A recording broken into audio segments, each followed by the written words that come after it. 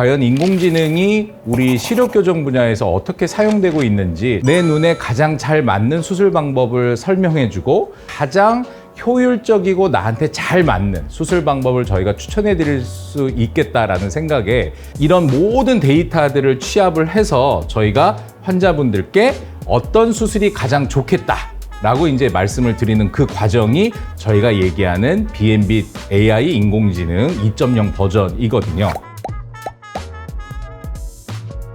안녕하세요. 닥터나이키의 TMI 진료실 류익희 원장입니다.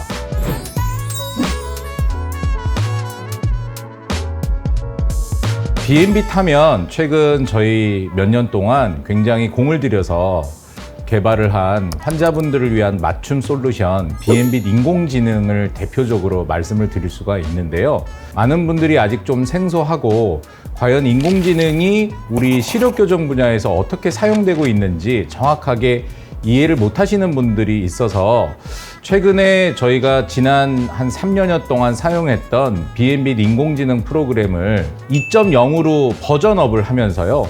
여러분들께 좀 자세하게 소개를 시켜드려야 되겠다라는 생각을 하게 됐습니다. 그래서 오늘의 내용은 현재 BMB에 오셔서 시력교정 수술을 하시게 될 때 어떠한 과정을 통해서 인공지능이 여러분의 눈에 잘 맞는 수술을 선택해주고 있는지에 대한 부분을 한번 설명해 드려볼까 합니다.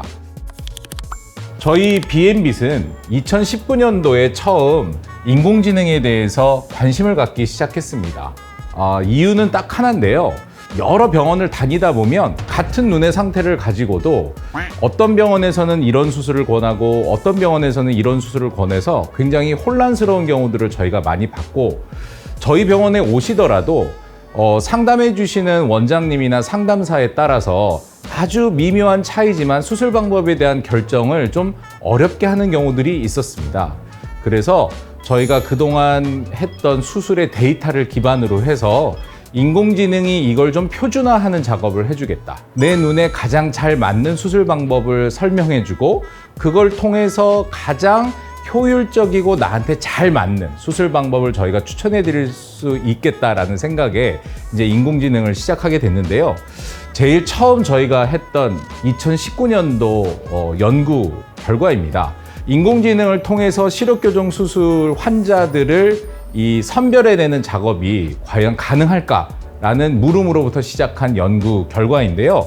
보시는 것처럼 굉장히 유명한 학술지에 게재가 될 만큼 그 당시 많은 분들의 관심을 받았습니다. 그래서 2019년도에 저희가 인공지능을 통해서 시력교정 방법이 굉장히 다양한데 저희가 가지고 있는 데이터로 충분히 설명을 해드릴 수 있겠다라는 것을 처음 이제 알게 됐고요. 그 다음에 과연 어떤 수술로 어떻게 해드리면 이 인공지능이 좀 더 정확하게, 그래서 과연 어떤 부분을 가지고 어떤 수술을 결정하게 되는지에 대해서 저희가 한 번 더 연구를 해봤었는데요. 이게 이제 2020년에 TVST라고 하는 안과 쪽에 이제 인공지능 관련된 논문이 굉장히 많이 지금 활발하게 실리고 있는 논문지인데요. 여기에 저희가 각각 수술별로 라섹, 라식, 그 다음에 스마일 수술이 과연 어떠한 인자들, 어떠한 데이터를 통해서 정확하게 추천이 되는지에 대한 부분을 저희가 한 번 더 확인을 해본 그런 결과죠. 그래서 잘 보이실지 모르겠지만 저희 실제 병원에서 이루어지고 있는 수술의 결정과 92.7% 정도의 동일한 결과를 얻을 수 있기 때문에 적어도 90% 이상의 정확도를 가지는 인공지능이 환자분들께서 병원에 오시면 우리가 아주 유용하게 사용할 수 있겠다라는 이제 근거를 얻게 된 거죠. 네, 그래서 이런 관심을 통해서 저희 BMB에서는 2019년도부터 이런 인공지능 프로그램을 사용하기 시작했거든요. 근데 이제 그게 벌써 3년 전 얘기예요. 그래서 최근에 아까 말씀드린 대로 저희가 버전 2.0을 다시 한번 리뉴얼 하면서 이제 조금 더 정확도 있는 수술 방법의 추천 프로그램을 인공지능으로 구현해 드리고 있거든요. 저희가 한번 예를 들어서 어떠한 상태에서 어떤 결정이 이루어지는지를 한번 보여드릴까 합니다. 저희가 한 환자분 이제 익명화된 데이터를 가지고 보여드리려고 하는데요. 근시가 4디옵터와 3.75디옵터니까 중등도 근시로 확인되는 환자분의 데이터를 볼 수 있고, 이분의 경우에 이제 난시도 0.5에서 1.25니까 소량은 아니지만 우리가 유의미한 교정을 해야만 하는 난시 정도도 확인할 수가 있었습니다. 환자분들의 목표 시력은 안경으로 교정을 할 수 있는 본인의 최대 교정 시력이 우리가 수술 후에 얻을 수 있는 목표 시력이기 때문에 목표 시력은 양안 모두 1.0, 1.0인 것을 확인해 볼 수 있었고요.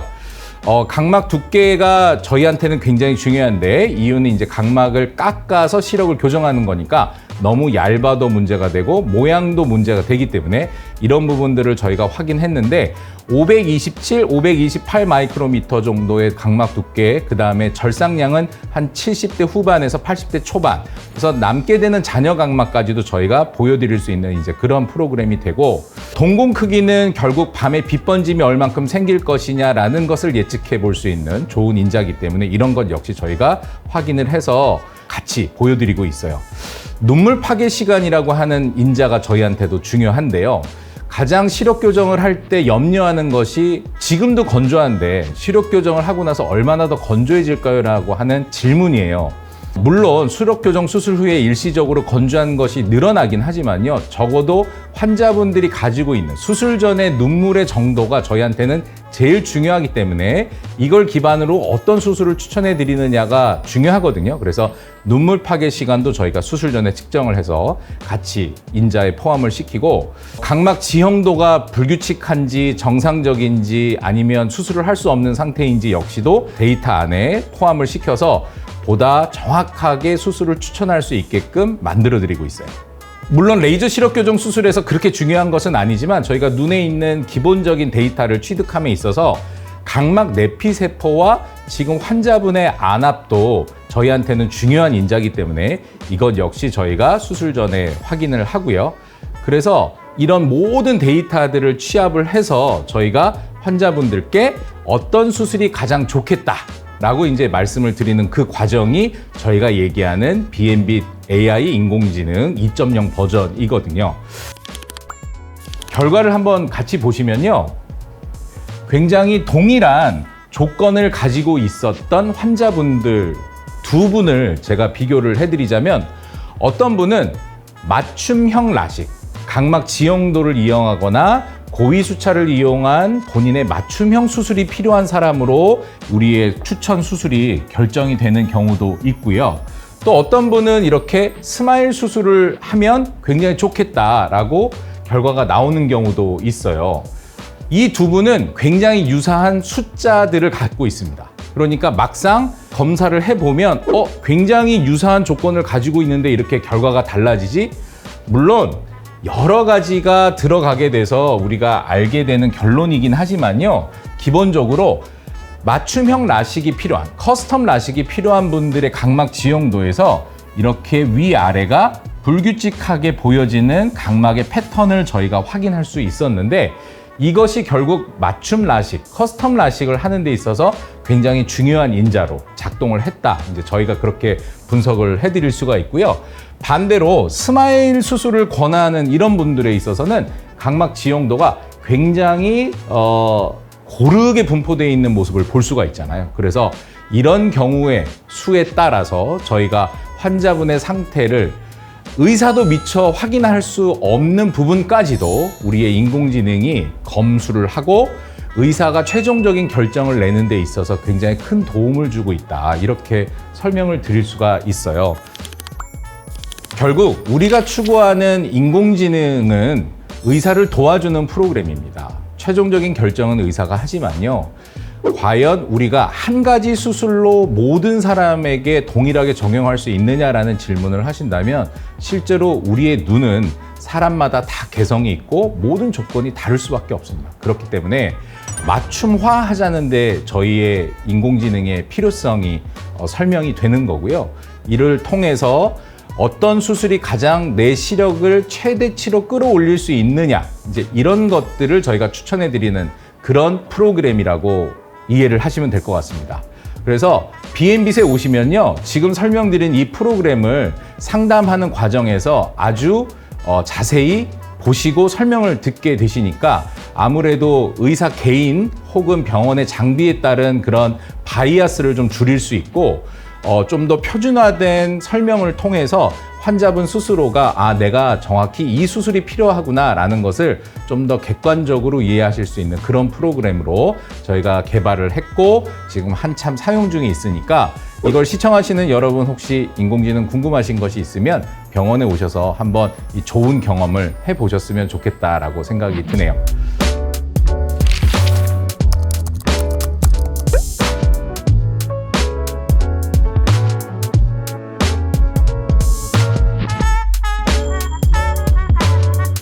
닥터 나이키 TMI 진료실 이만 마치도록 하겠습니다. 감사합니다.